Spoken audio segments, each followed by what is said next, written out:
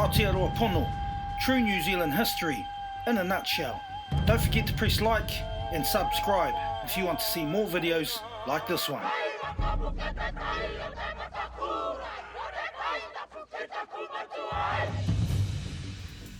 Puketutu, May 1845.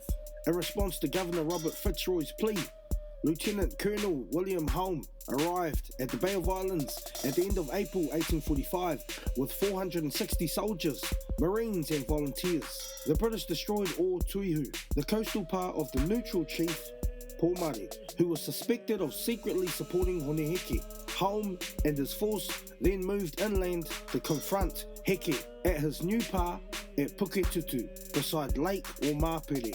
Skirmishing between Māori forces had delayed the completion of this pa. Strong defences consisting of double or triple palisading were in place on three sides, but the rear of the pa was vulnerable. A British assault party of more than 200 men attacked Puketutu on the 8th of May. They were surprised by 140 fighters led by Te Kawiti, who had been hiding in the bush.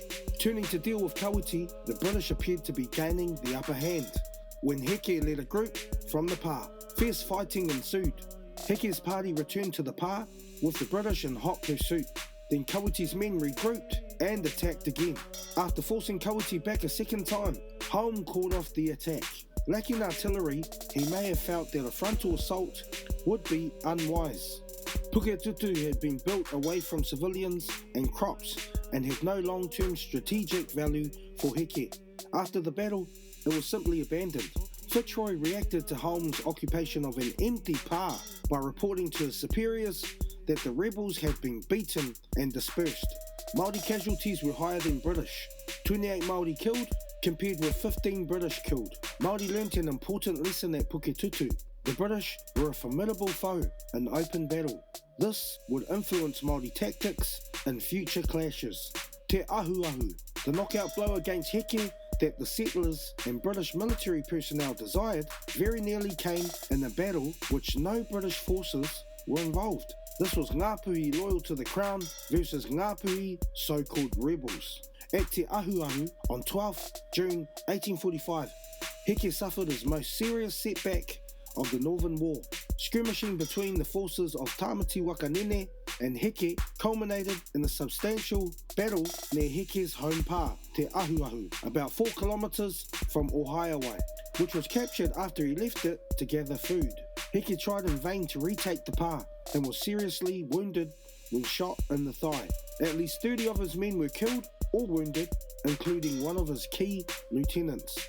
After Ōkaihau, Governor Fitzroy declared that the rebels had suffered severely. Behind the scenes, he authorised Colonel Despard to conduct peace negotiations. Though Heke declared he would never submit to the flag, Fitzroy accepted most of his terms. In October 1845, Fitzroy was relieved of his commission. George Grey replaced Fitzroy as governor.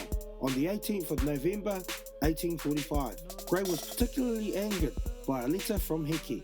God made this country for us. It cannot be sliced. Do you return to your own country, which was made by God for you? God made this land for us.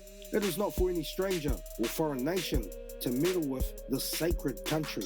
When negotiations broke down in early December, Grey ordered Despard to attack Ūapekapeka, the bat's nest, a pa that was being constructed by Kawiti nearly 30 kilometres southeast of Ōkaihau.